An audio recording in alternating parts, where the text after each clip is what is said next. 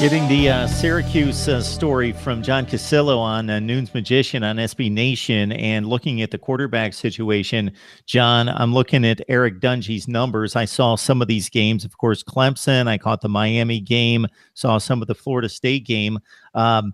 Didn't realize until I looked at the numbers, not remembering a very close game, one-score game against Miami on the road, and he threw 4 interceptions in that game and really just didn't have it on that particular day at 13 for 41, but otherwise played well against some very good teams and very talented defenses, of course, in Clemson and Florida State in particular. Had a nice day against Pitt.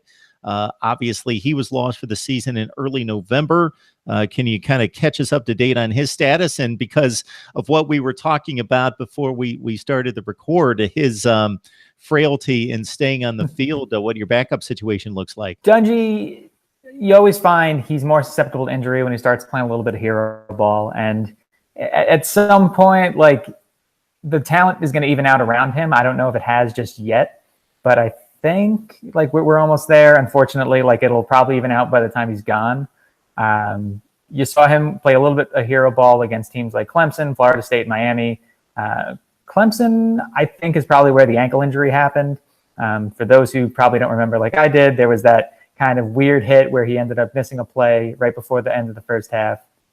In that game, Miami he kind of tweaked his ankle a little bit more, and then you really saw him struggle against Florida State in terms of like walking normally and everything else.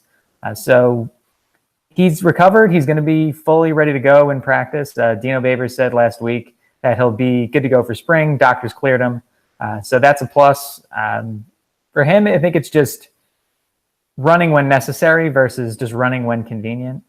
He's a decently accurate passer, nothing amazing, but he's over 60%. He's somebody who can throw the football. He's somebody who can find his receivers when he has, some time to throw, but he's quick to kind of tuck and run.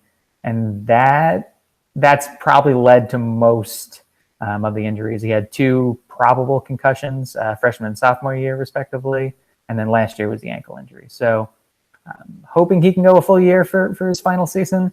If he doesn't go, it'll be either Rex Culpepper, who started last year at the end, or it'll be Tommy DeVito, the 4-star quarterback who joined last year's class and is pretty highly touted, and the fan base is really excited about what he can bring to the table.